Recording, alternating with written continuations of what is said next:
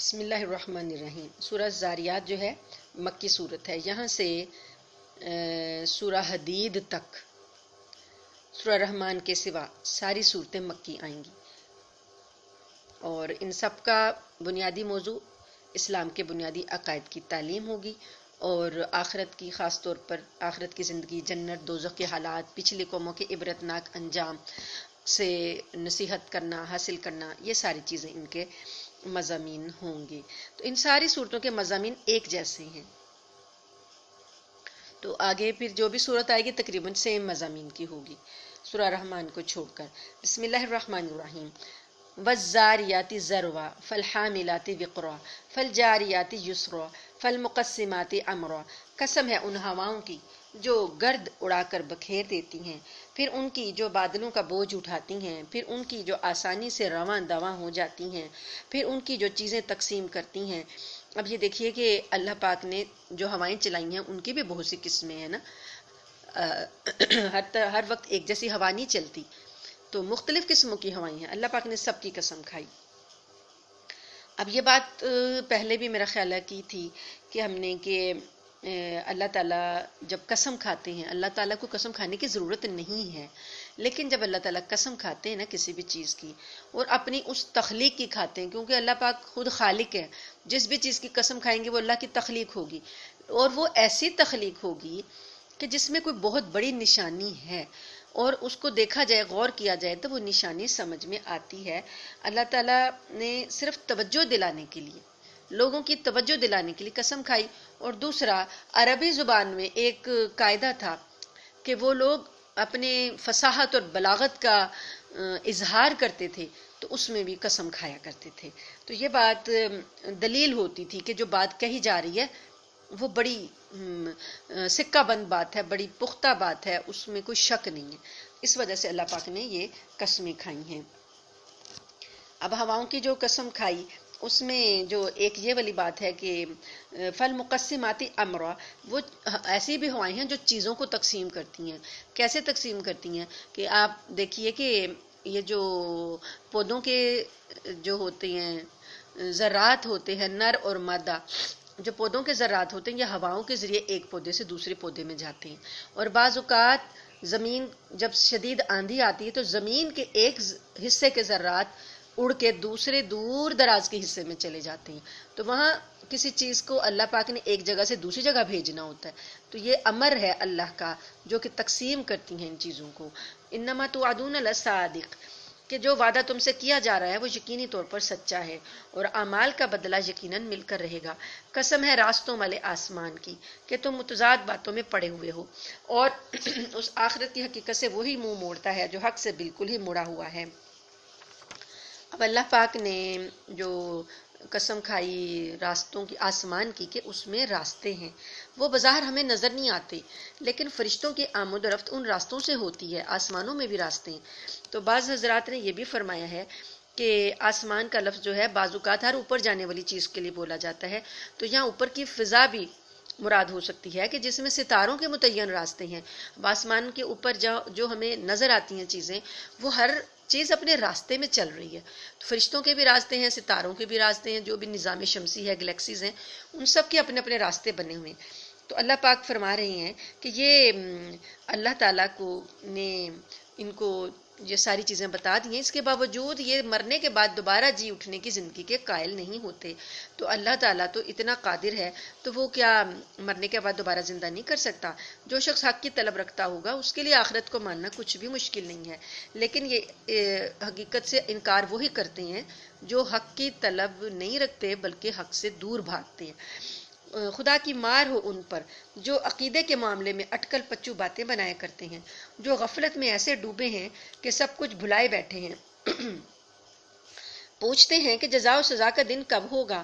اس دن ہوگا جب انہیں آگ پر تپایا جائے گا اور کہا جائے گا کہ چکھو مزہ اپنی شرارت کا، یہی ہے وہ چیز جس کے بارے میں تم یہ مطالبے کرتے تھے کہ وہ جلدی آ جائے۔ تو اب کہتے تھے نا وہ عذاب کیوں نہیں آ جاتا، تو اللہ پاک فرمائیں گے کہ وہ اب یہ مطالبہ پورا ہو گیا۔ متقی لوگ بے شک باغوں اور چشموں میں اس طرح رہیں گے کہ ان کا پروردگار انہیں جو کچھ دے گا اسے وصول کر رہے ہوں گے۔ وہ لوگ اس سے پہلے ہی نیک عمل کرنے والے تھے، وہ رات کے وقت کم سوتے تھے اور سحری کے اوقات میں وہ استغفار کرتے تھے۔ وَبِالْأَسْحَارِ هُمْ يَسْتَغْفِرُونَ، سحری کے وقت استغفار کرنے والے۔ اللہ پاک ہمیں ان لوگوں میں شامل کر دے کہ جو تہجد کے وقت اٹھتے ہیں اور سحری کے وقت اللہ سے استغفار کرتے ہیں، آمین۔ وفی اموالہم حق للسائل والمحروم، اور یہ لوگ جو تھے اپنے مالوں میں سائل سوال کرنے والوں اور محروم لوگوں کا باقاعدہ حق ہوتا تھا۔ وفی الارض آیات للموقنین، اور ان کے لیے جو یقین کرنے والے ہوں زمین میں بہت سی نشانیاں ہیں۔ اور خود تمہارے اپنے وجود میں بھی کیا پھر بھی تمہیں دکھائی نہیں دیتا، اور آسمان ہی میں تمہارا رزق بھی ہے اور وہ چیز بھی جس کا تم سے وعدہ کیا جا رہا ہے، یعنی رزق کے فیصلے، جنت دوزخ، یہ سب چیزیں، اس کا فیصلہ بھی آسمان ہی میں ہوتا ہے۔ لہٰذا آسمان اور زمین کے پروردگار کی قسم، یہ بات یقیناً ایسی ہی سچی ہے جیسی یہ بات تم بولتے ہو۔ اے پیغمبر صلی اللہ علیہ وآلہ وسلم، کیا ابراہیم علیہ السلام کے معزز مہمانوں کا واقعہ تمہیں پہنچا ہے؟ جب وہ ابراہیم کے پاس آئے تو انہوں نے سلام کہا، ابراہیم نے بھی سلام کہا اور دل میں سوچا کہ یہ کچھ انجان لوگ ہیں۔ پھر وہ چپکے سے اپنے گھر والوں کے پاس گئے اور ایک موٹا سا بچڑا لے آئے اور اسے ان مہمانوں کے سامنے رکھا۔ کہنے لگے، کیا آپ لوگ کھاتے نہیں؟ اس سے ابراہیم نے ان کی طرف سے اپنے دل میں ڈر محسوس کیا۔ جب انہوں نے کھانے کے لیے ہاتھ نہیں بڑھایا، وہ فرشتے تھے، تو ابراہیم کو خوف ہوا کہ کہیں یہ دشمن نہ ہوں، تو انہوں نے کہا، ڈریے نہیں، اور انہیں ایک لڑکے کی خوشخبری دی جو بڑا عالم ہوگا۔ یہ جو خوشخبری تھی حضرت اسحاق علیہ السلام کی تھی۔ تو اس کے بعد اس پر جب خوشخبری سنی ان کی بیوی نے، تو ان کی بیوی زور سے بولتی ہوئی آئیں اور انہوں نے اپنا چہرے پر، جیسے بندہ ہاتھ مارتا ہے حیرت کے ساتھ، اپنے چہرے پر ہاتھ مارا اور کہنے لگی، کیا ایک بانجھ بڑھیا بچہ جنے گی؟ مہمانوں نے کہا، تمہارے پروردگار نے ایسا ہی فرمایا ہے، یقین جانو وہ وہی ہے جو بڑی حکمت کا اور بڑے علم کا مالک ہے۔ ابراہیم علیہ السلام نے کہا، اللہ کے بھیجے ہوئے فرشتوں، تم کس مہم پر ہو؟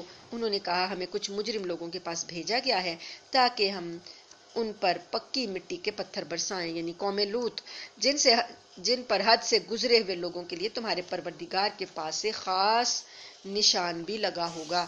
کہا جاتا ہے کہ جو پتھر برسائے گئے تھے وہ پتھر ہر شخص کے نام لکھا ہوا تھا، خاص نشان لگا ہوا تھا، وہ پتھر اسی بندے کو جا کر لگا جس کے لیے وہ بنایا گیا تھا۔ فَأَخْرَجْنَا مَنْ كَانَ فِيهَا مِنَ الْمُؤْمِنِينَ، پھر ہوا یہ کہ اس بستی میں جو کوئی مومن تھا اس کو ہم نے وہاں سے نکال لیا، اور اس میں ایک گھر کے سوا ہم نے کسی اور گھر کو مومن نہیں پایا۔ ایک ہی گھرانہ مومن تھا، حضرت لوط علیہ السلام کا گھرانہ، اور کوئی پوری بستی میں مومن گھرانہ ہی نہیں تھا۔ اور اللہ پاک فرماتے ہیں، اور ہم نے اس بستی میں ان لوگوں کے لیے عبرت کی ایک نشانی چھوڑ دی جو دردناک عذاب سے ڈرتے ہوں۔ اور موسیٰ علیہ السلام کے واقعے میں بھی ہم نے ایسی ہی نشانی چھوڑی تھی۔ جب ہم نے انہیں ایک کھلی ہوئی دلیل کے ساتھ فرعون کے پاس بھیجا تھا تو فرعون نے اپنے قوت بازو کے بل پر منہ موڑا اور کہا کہ یہ جادوگر ہے یا دیوانہ ہے۔ چنانچہ ہم نے اسے اور اس کے لشکر کو پکڑا اور سب کو سمندر میں پھینک دیا، اور وہ تھا ہی ملامت کے لائق۔ نیز قوم عاد میں بھی ہم نے ایسی ہی نشانی چھوڑی تھی، جب ہم نے ان پر ایک ایسی آندھی بھیجی جو ہر بہتری سے بانجھ تھی، یعنی وہ آندھی، اس میں کوئی بھلائی نہیں تھی، ورنہ بعض اوقات آندھی میں بھی بھلائی ہوتی ہے۔ وہ جس چیز پر گزرتی اسے ایسا کر چھوڑتی جیسے وہ گل کر چورا چورا ہو گئی ہو۔ اور سمود میں بھی ایسی ہی نشانی تھی، جب ان سے کہا گیا تھا کہ تھوڑے وقت تک مزے اڑا لو، پھر سیدھے نہ ہوئے تو عذاب آئے گا۔ اس پر بھی انہوں نے اپنے پروردگار کا حکم ماننے سے سرکشی اختیار کی تو انہیں کڑکے نے آ پکڑا اور وہ دیکھتے رہ گئے۔ نتیجہ یہ کہ نہ تو ان میں یہ سکت تھی کہ کھڑے ہو سکیں، اور نہ وہ اس قابل تھے کہ اپنا بچاؤ کرتے۔ اور اس سے بھی پہلے ہم نے نوح کی قوم کو بھی پکڑ میں لیا تھا، یقین جانو وہ بڑے نافرمان لوگ تھے۔ آج آیت نمبر ہے 47۔ اعوذ باللہ من الشیطان الرجیم، بسم اللہ الرحمن الرحیم۔ والسماء بنيناها بأيد وإنا لموسعون والأرض فرشناها فنعم الماهدون ومن كل شيء خلقنا زوجين لعلكم تذكرون۔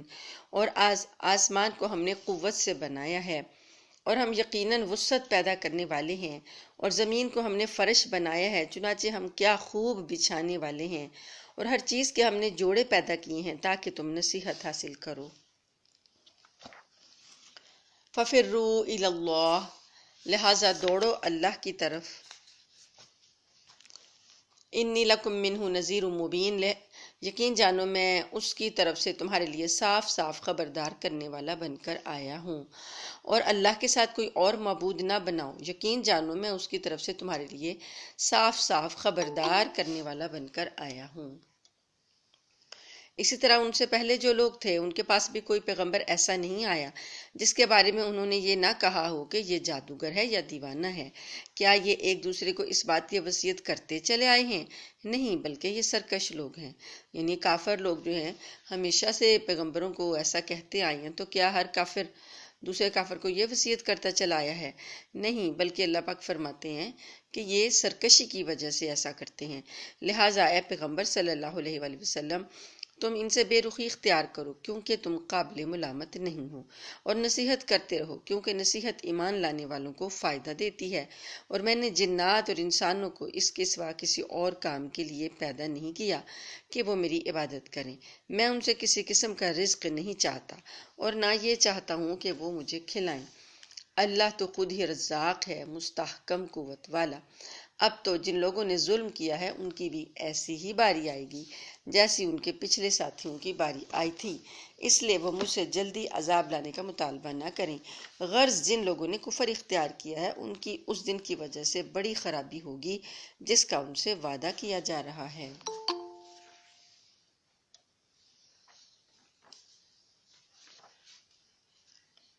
اگلی سورت سورۃ طور ہے۔ سورۃ طور مکی سورت ہے۔ بسم اللہ الرحمن الرحیم۔ والطور وکتاب مسطور فی رق منشور والبیت المعمور والسقف المرفوع والبحر المسجور ان عذاب ربک لواقع ما له من دافع یوم تمور السماء مورا وتسیر الجبال سیرا۔ قسم ہے کوہ طور کی اور اس کتاب کی جو کھلے ہوئے صحیفے میں لکھی ہوئی ہے، اور قسم ہے بیت معمور کی اور بلند کی ہوئی چھت کی اور بھرے ہوئے سمندر کی کہ تمہارے پروردگار کا عذاب ضرور واقع ہونے والا ہے، کوئی نہیں ہے جو اسے روک سکے۔ جس دن آسمان تھر تھرا کر لرز اٹھے گا اور پہاڑ ہولناک طریقے سے چل پڑیں گے۔ پہلے اللہ پاک نے 5 چیزوں کی قسم کھائی ہے پہلی 5 آیات میں۔ تو یہ کوہ طور کا تو آپ کو پتہ ہے کہ کوہ طور حضرت موسیٰ علیہ السلام کی وحی کا جو تھا سلسلہ وہاں سے منسلک تھا، اور اللہ پاک نے کہا ہے کہ وہ برکت والی سرزمین ہے۔ اس کے بعد جو کتاب جو صحیفے میں لکھی ہوئی لوح محفوظ ہے، بیت معمور فرشتوں کا طواف کرنے کا جو ہے خانہ کعبہ جیسے زمین پر ہے، تو اسی کے اوپر ایک آسمان پر بھی کعبہ ہے جس پر کہ فرشتے جس کے گرد طواف کرتے ہیں۔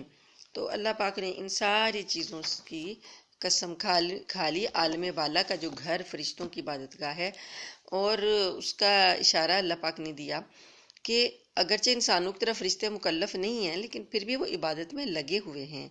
اور 5ویں جو قسم کھائی وہ اونچے آسمان کی جو چھت کے طور پر ہے، اور سمندر جو بھرے ہوئے ہیں پانی کے۔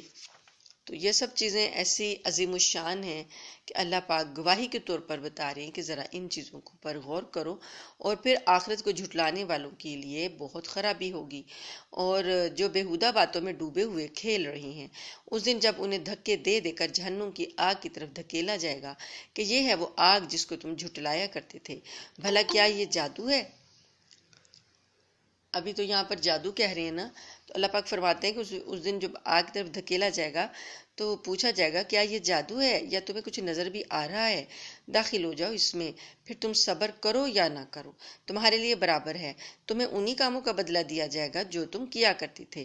متقی لوگ بے شک باغوں اور نعمتوں میں ہوں گے، ان کے پروردگار نے انہیں جس طرح نوازا اور ان کے پروردگار ہی نے انہیں دوزخ کے عذاب سے جس طرح بچایا اس کا لطف اٹھا رہے ہوں گے۔ ان سے کہا جائے گا کلو وشربو ہنیئا بما کنتم تعملون، کہ خوب مزے سے کھاؤ پیو ان اعمال کے صلے میں جو تم کیا کرتے تھے۔ متقین علی سرر مصفوفہ وزوجناہم بحور عین، اور ایک قطار میں لگی ہوئی اونچی نشستوں پر تکیہ لگائے ہوئے ہوں گے، اور ہم بڑی بڑی آنکھوں والی حوروں سے ان کا بیاہ کر دیں گے۔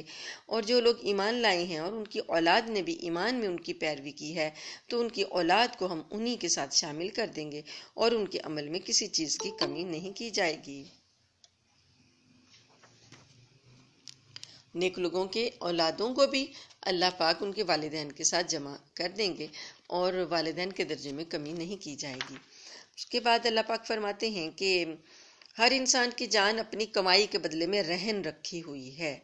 رہن ہوتا ہے نا، گروی رکھی ہوئی ہے، تو ہر شخص کی جو جان ہے، جیسے کسی نے کوئی ادھار چیز دی ہو اور اس کے بدلے میں کچھ چیز گروی رکھ دی ہو، تو اللہ پاک فرماتے ہیں کہ ایک مقروض ہوتا ہے، جو مقروض کسی کی چیز اپنے پاس رکھ لیتا ہے گروی کے طور پر، تو اس طریقے سے اللہ پاک نے ہر انسان کو جو صلاحیتیں عطا فرمائی ہیں وہ انسان کے پاس ادھار ہیں۔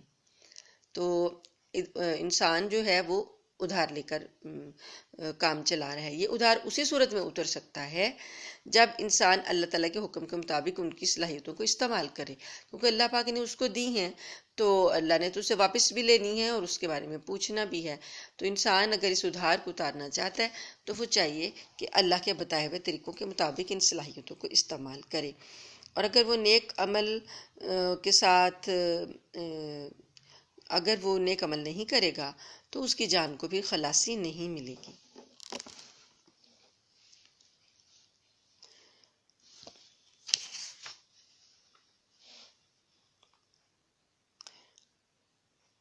آیت نمبر 21 میں اللہ پاک نے فرمایا 22 میں اللہ پاک نے فرمایا اور ہم انہیں ایک کے بعد ایک پھل اور گوشت جو بھی ان کا دل چاہے گا دیے چلے جائیں گے، یعنی نیک لوگوں کو۔ وہاں وہ ایسے جام شراب پر دوستانہ چھینا جھپٹی کر رہے ہوں گے جس میں کوئی بےہودگی نہ ہوگی اور نہ کوئی گناہ ہوگا، یعنی آپس میں بے تکلفانہ دوستوں میں کسی لذیذ چیز کا لطف لینے کے لیے، جیسے کوئی ایک دوسرے کا سے مذاق میں کچھ چیز چھین لیتا ہے، اس سے کیا ہوتا ہے، مجلس کا لطف بڑھ جاتا ہے۔ چنانچہ فرمایا گیا کہ یہ جو شراب ہے اس میں کوئی وہ نشہ نہیں ہوگا، کوئی بےہودگی کی بات نہیں ہوگی، بس ایک حصے مزاح والا جو معاملہ ہے وہ ہوگا، اور گناہ بھی کوئی نہیں ہوگا۔ اور ان کے ارد گرد وہ نوجوان پھر رہے ہوں گے جو انہی کی خدمت کے لیے مخصوص ہوں گے، ایسے خوبصورت جیسے چھپا کر رکھے ہوئے موتی۔ اب یہاں پر جو خدمت گار ہیں وہ بھی نہایت خوبصورت ہوں گے۔ ہم نے دیکھا ہے کہ سنا ہے بادشاہوں کی کہانیوں میں کہ بادشاہ لوگ جو ہوتے ہیں ان کی حصے لطافت جو ہے وہ اتنی زیادہ ہوتی ہے کہ وہ اپنے ملازم بھی خوب چن چن کر خوبصورت لوگوں کو ملازم رکھتے ہیں۔ تو یہ چیز اللہ پاک بتا رہے ہیں کہ جو وہاں پر ان کے خدمت گار ہوں گے وہ بھی بہت ہی خوبصورت ہوں گے، اور وہ ایک دوسرے کی طرف متوجہ ہو کر حالات پوچھیں گے، کہیں گے کہ ہم پہلے جب اپنے گھر والوں یعنی دنیا میں تھے تو ڈرے سہمے رہتے تھے، آخر اللہ نے ہم پر بڑا احسان فرمایا اور ہمیں جھلسانے والی ہوا کے عذاب سے بچا لیا۔ دنیا میں خوف ہوتا تھا کہ کہیں ہمیں عذاب نہ مل جائے، لیکن اللہ کے احسان اور فضل کی وجہ سے ہم عذاب سے بچ گئے۔ ہم اس سے پہلے اس سے دعائیں مانگا کرتے تھے، حقیقت یہ ہے کہ وہی ہے جو بڑا محسن اور بڑا مہربان ہے۔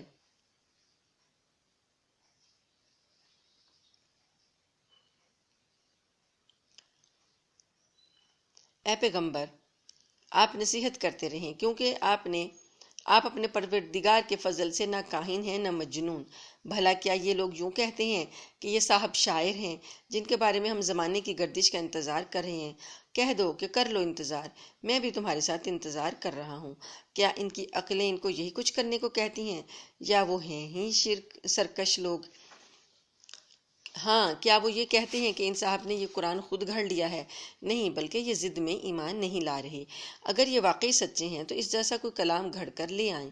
کیا یہ لوگ بغیر کسی کے آپ سے آپ پیدا ہو گئے ہیں، یا یہ خود اپنے خالق ہیں، یا کیا آسمان اور زمین انہوں نے پیدا کیے ہیں؟ نہیں، بلکہ اصل بات یہ ہے کہ یہ لوگ یقین نہیں رکھتے۔ کیا تمہارے پروردگار کے خزانے ان کے پاس ہیں، یا وہ داروغہ بنے ہوئے ہیں، یا ان کے پاس کوئی سیڑھی ہے جس پر چڑھ کر یہ عالم بالا کی باتیں سن لیتے ہیں؟ اگر ایسا ہے تو ان میں سے جو سنتا ہو وہ کوئی واضح ثبوت لے کر آئے۔ کیا اللہ کے حصے میں تو بیٹیاں ہیں اور بیٹے تمہارے حصے میں آئے ہیں، اور کیا تم ان سے کوئی اجرت مانگ رہے ہو جس کی وجہ سے یہ تاوان کے بوجھ میں دبے جا رہے ہیں، یا ان کے پاس غیب کا علم ہے جسے یہ لکھ لیتے ہوں؟ تو یہ ساری وہ باتیں اللہ پاک نے ان کو جتا دیں جو کہ یہ انکار کے وقت اعتراض کیا کرتے تھے۔ تو آگے اللہ پاک نے فرمایا کہ ایسی کوئی بات ہی نہیں ہے، بلکہ کیا یہ کوئی چال چلنا چاہتے ہیں؟ تو در حقیقت جو کافر ہیں ان کا مکر یا ان کی چال تو انہی پر پڑے گی، یعنی ان کی چال انہی کے اوپر ان کو نقصان دے گی۔ کیا اللہ کے سوا ان کا کوئی اور خدا ہے؟ یعنی ساری صورت جو ہے سوالیہ استفہامیہ انداز میں یقولون ام سے شروع ہو رہی ہے، یعنی جیسے اللہ تعالیٰ سوال پہ سوال کیے جا رہے ہیں۔ تو ان سے پوچھا جا رہا ہے کہ اللہ کے سوا ان کا کوئی اور خدا ہے؟ پاک ہے اللہ اس شرک سے جو یہ کر رہے ہیں۔ اور اگر یہ آسمان کا کوئی ٹکڑا گرتے ہوئے دیکھ بھی لیں تو کہیں گے کہ یہ کوئی گہرا بادل ہے۔ لہٰذا اے پیغمبر تم انہیں انہی کے حال پر چھوڑ دو یہاں تک کہ یہ اپنے اس دن سے جا ملیں جس میں ان کے ہوش جاتے رہیں گے، جس دن ان کی مکاری ان کے کچھ کام نہیں آئے گی اور نہ انہیں کوئی مدد مل سکے گی۔ اور اس سے پہلے بھی ان ظالموں کے لیے ایک عذاب ہے، لیکن ان میں سے اکثر کو پتہ نہیں ہے۔ یعنی پہلا عذاب جو آتا ہے وہ دنیا کا عذاب ہے۔ دنیا میں بھی کئی مصیبتیں اور کئی تکلیفیں ان کو لگائی جاتی ہیں۔ تو اللہ پاک نے نبی کریم صلی اللہ علیہ وسلم کو حکم دیا کہ آپ اپنے صبر کے ساتھ اپنے رب پروردگار کے حکم پر جمے رہیے، کیونکہ آپ ہماری نگاہوں کے سامنے ہیں۔ اور جب آپ اٹھتے ہیں اس وقت اپنے پروردگار کی حمد کے ساتھ اس کی تسبیح کیا کریں، یعنی تہجد کے وقت، اور کچھ رات کو بھی اس کی تسبیح کیا کریں، اور اس وقت بھی جب ستارے ڈوبتے ہیں۔ تو یہ چیزیں ساری صورت کو سوالیہ انداز میں پوچھا گیا، اور آخر میں نبی کریم صلی اللہ علیہ وسلم کو کہا گیا کہ آپ صبر کر کے ان کی باتوں کو نظر انداز کر کے اللہ کی تسبیح اور اللہ کی حمد دن رات کرتے رہیے۔ الحمدللہ سورۃ طور بھی مکمل ہوئی۔ اگلی سورت ہے سورۃ النجم۔ بسم اللہ الرحمن الرحیم۔ یہ بھی سورت جو ہے مکہ کے ابتدائی زمانے میں اس وقت نازل ہوئی جب آپ نے ابتدا کا جب زمانہ تھا جب آپ نے اعلانیہ تبلیغ شروع کی تھی۔ تو یہ پہلی وہ صورت ہے جو آپ نے علل اعلان ایسے مجمع میں پڑھ کر سنائی جس میں مسلمانوں کے ساتھ مشرکین کی بھی بڑی تعداد موجود تھی، اور یہ پہلی صورت ہے جس میں کہ آیت سجدہ نازل ہوئی۔ اور آپ صلی اللہ علیہ وآلہ وسلم نے جب بھرے مجمع میں یہ آیت سجدہ پڑھا، سورت کو پڑھا، تو آیت سجدے کے ساتھ ہی آپ نے سجدہ بھی کیا اور تمام مسلمانوں نے بھی آپ کے ساتھ سجدہ کیا۔ تو اس وقت حیرت انگیز طور پر جو مشرکین موجود تھے وہ بھی سجدے میں چلے گئے، انہوں نے بھی سجدہ کیا۔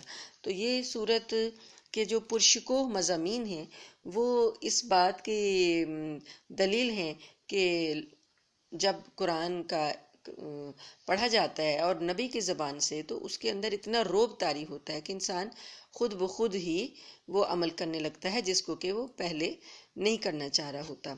تو اس میں ایک بات نبی کریم صلی اللہ علیہ وسلم کے بارے میں یہ آئی کہ جو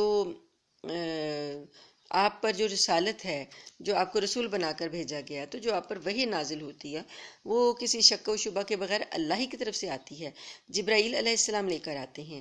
اور یہ حقیقت بھی بتائی گئی کہ حضرت صلی اللہ علیہ وآلہ وسلم نے انہیں 2 مرتبہ اپنی اصل صورت میں دیکھا ہے جبرائیل علیہ السلام کو۔ ایک اس وقت دیکھا جب آپ معراج پر تشریف لے گئے، اور ایک آغاز میں وحی کے آغاز میں آپ کو نظر آئے تھے۔ تو ستارے کی قسم کھائے گی، نجم ستارے کو کہتے ہیں۔ بسم اللہ الرحمن الرحیم۔ والنجم اذا ہوا ما ضل صاحبکم وما غوا وما ينطق عن الہوا ان هو الا وحی یوحی علمہ شدید القوی ذو مرہ فاستوى وهو بالافق الاعلی ثم دنا فتدلى فكان قاب قوسين او ادنى فاوحى الى عبده ما اوحى۔ قسم ہے ستارے کی جب وہ گرے، اے مکہ کے باشندوں، یہ تمہارے ساتھ رہنے والے صاحب نہ راستہ بھولے ہیں نہ بھٹکے ہیں، اور یہ اپنی خواہش سے کچھ نہیں بولتے، یہ تو خالص وہی ہے جو ان کے پاس بھیجی جاتی ہے۔ انہیں ایک ایسے مضبوط طاقت والے فرشتے نے تعلیم دی ہے جو قوت کا مالک ہے۔ یہ حضرت جبرائیل علیہ السلام کی صفات اللہ پاک بتا رہے ہیں۔ چنانچہ وہ سامنے آ گیا جبکہ وہ بلند افق پر تھا، پھر وہ قریب آیا اور جھک گیا یہاں تک کہ وہ 2 کمانوں کے فاصلے کے برابر آ گیا، بلکہ اس سے بھی زیادہ نزدیک۔ اس طرح اللہ کو اپنے بندے پر جو وحی نازل فرمانی تھی وہ نازل فرمائی۔ ما کذب الفؤاد ما رأى، جو کچھ انہوں نے دیکھا دل نے اس میں غلطی نہیں کی، یعنی ایسا نہیں ہوا کہ جو آنکھ نے دیکھا ہو دل نے سمجھنے میں غلطی کی ہو۔ افتمارونہ علی ما یری، کیا پھر بھی تم ان سے اس چیز کے بارے میں جھگڑتے ہو جسے وہ دیکھتے ہیں؟ اور حقیقت یہ ہے کہ انہوں نے اس فرشتے کو ایک اور مرتبہ دیکھا ہے، اس بیر کے درخت کے پاس جس کا نام سدرۃ المنتہا ہے، اسی کے پاس جنت المأویٰ ہے۔ اس وقت اس بیر کے درخت پر وہ چیزیں چھائی ہوئی تھیں جو بھی اس پر چھائی ہوئی تھیں۔ یعنی عربی کا محاورہ ہے کہ اس میں ایک چیز کو 2 مرتبہ صحیح تاثر دینے کے لیے بولا جا رہا ہے کہ جو بیری ہے سدرۃ المنتہا، جب معراج پر آپ تشریف لے گئے تھے تو وہاں پر آپ صلی اللہ علیہ وسلم نے سدرۃ المنتہا کو دیکھا، تو اس کا جو کیفیت ہے وہ بیان سے باہر ہے۔ یعنی اس کے پاس جو چیزیں چھائی ہوئی تھیں، تو نبی کریم صلی اللہ علیہ وسلم نے اس واقعے کی تشریح یہ بتائی کہ اس وقت لا تعداد فرشتے سونے کے پروں والے اور سونے کے پروانوں کی شکل میں اس درخت پر حضرت صلی اللہ علیہ وسلم کی زیارت کے لیے جمع ہو گئے تھے، اور اتنی زیادہ ان کی تعداد تھی کہ جیسے پروانے ہوتے ہیں، جیسے کسی لائٹ کے اوپر روشنی کے اوپر آتے ہیں اور اتنی لا تعداد میں آتے ہیں اور اوپر نیچے آئے جا رہے ہوتے ہیں، تو اللہ تعالیٰ نے فرمایا کہ وہ اس سدرۃ المنتہا پر ایسے چھائے ہوئے تھے اور اتنی زیادہ تعداد میں تھے۔ اس وقت اس بیر کے درخت پر وہ چیزیں چھائی ہوئی تھیں جو بھی اس پر چھائی ہوئی تھیں، اور پیغمبر کی آنکھ نہ تو چکرائی اور نہ حد سے آگے بڑھی۔ سچ تو یہ ہے کہ انہوں نے اپنے پروردگار کی بڑی بڑی نشانیوں میں سے بہت کچھ دیکھا۔ یعنی معراج کی رات میں جو کچھ بھی انہوں نے دیکھا، اللہ پاک نے بتایا کہ بالکل صحیح دیکھا، صحیح آنکھوں سے دیکھا، نہ کوئی وہ خواب تھا، نہ کوئی وہ نظر کا دھوکہ تھا، بلکہ بالکل کھلی آنکھوں کے ساتھ انہوں نے دیکھا۔ تو جو لوگ معراج کا انکار کرتے ہیں اور یہ کہتے ہیں کہ وہ کروائی نہیں گئی بلکہ وہ خواب تھی، تو غلط ہے۔ ان آیات کی روشنی میں دیکھیے نبی کریم صلی اللہ علیہ وسلم کو اللہ پاک نے کیا کچھ دکھایا اور کھلی آنکھوں سے دکھایا۔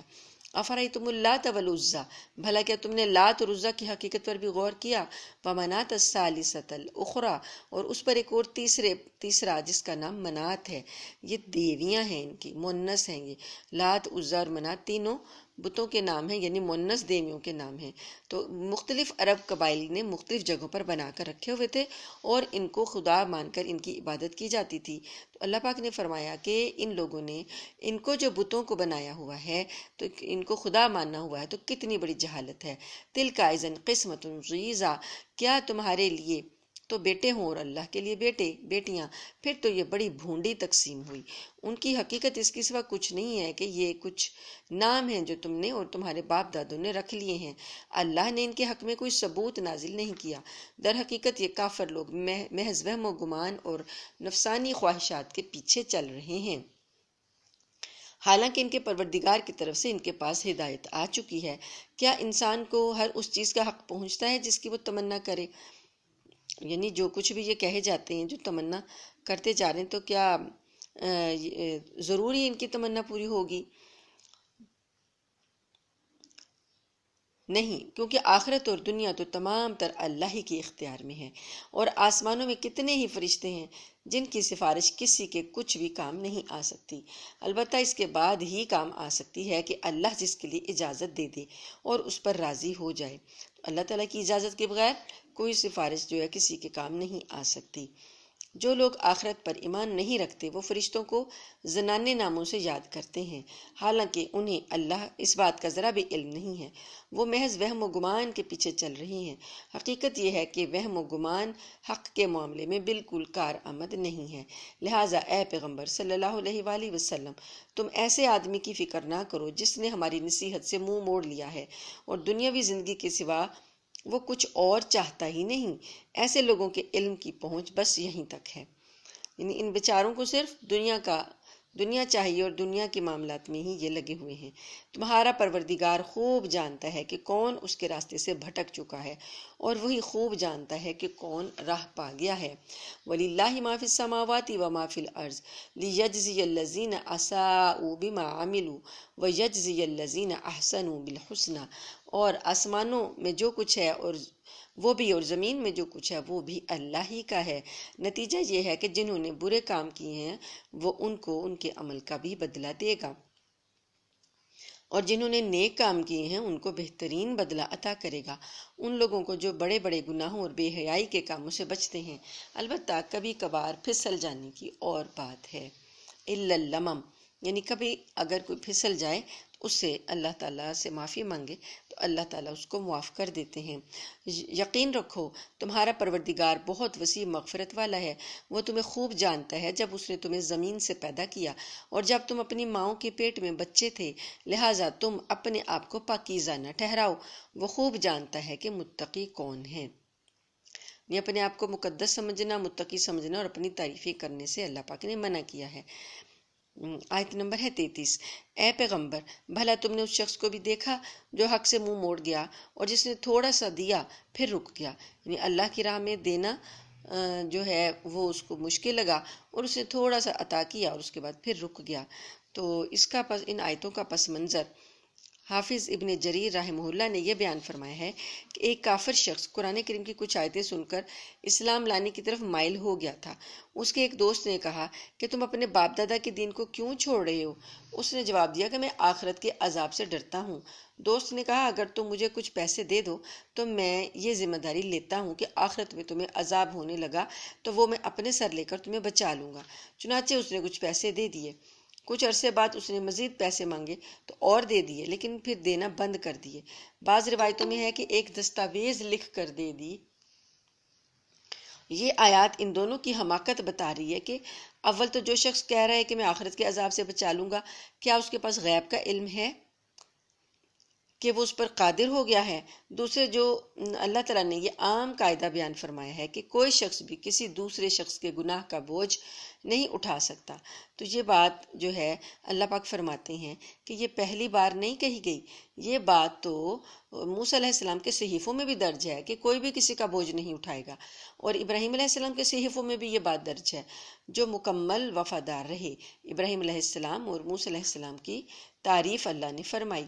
اللہ تازر وازرۃ وزر اخری، یہ ایک عام قانون ہے کہ کوئی بھی کسی کا بوجھ نہیں اٹھائے گا، اور انسان کے لیے الیس للانسان الا ما سعی، انسان کے لیے وہی کچھ ہوگا جس کی اس نے کوشش کی ہوگی، یعنی جو اس نے اعمال کیے ہوں گے اس کا بدلہ اس کو مل جائے گا۔ کوشش کرنے والوں کو اس کی کوشش کا پھل ضرور ملے گا، اور پھر اس کا بدلہ پورا دیا جائے گا، اور اس کی کوشش کو دیکھا بھی جائے گا کہ اس نے کس مقصد کے لیے کوشش کی، جیسی کوشش ہوگی ویسا ہی بدلہ اس کو پورا دے دیا جائے گا۔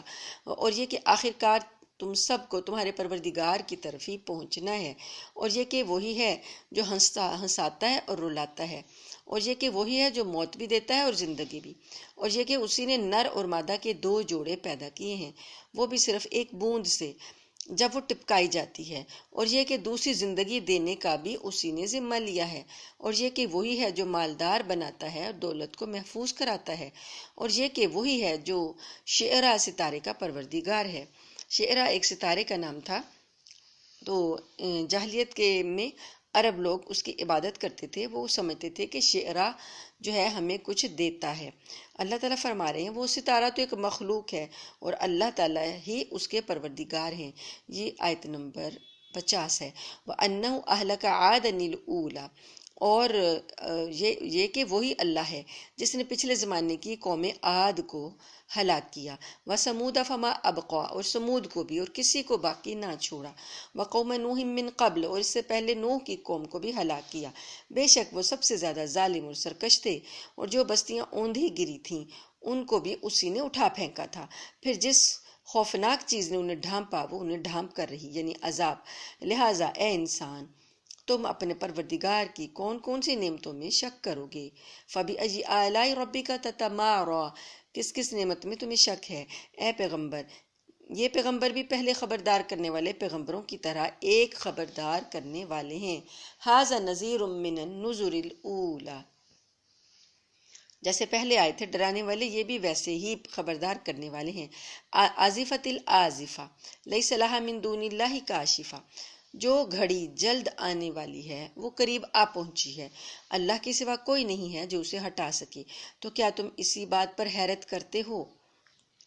وَتَضْحَكُونَ وَلَا تَبْكُونَ، اور اس کا مذاق بنا کر ہنستے ہو اور روتے نہیں ہو، وَأَنْتُمْ سَامِدُونَ، جبکہ تم تکبر کے ساتھ کھیل کود میں پڑے ہوئے ہو اب بھی۔ فَاسْجُدُوا لِلَّهِ وَاعْبُدُوا، جھک جاؤ اللہ کے سامنے اور اس کی بندگی کر لو۔ یہ آیت سجدہ ہے، اور یہ پہلا سجدہ تلاوت تھا جو کہ نازل ہوا، اور اسی کو دیکھ کر نبی کریم صلی اللہ علیہ وسلم نے سجدہ کیا تو کفار بھی سجدے میں گر پڑے تھے۔ الحمدللہ سورہ نجم مکمل ہوئی۔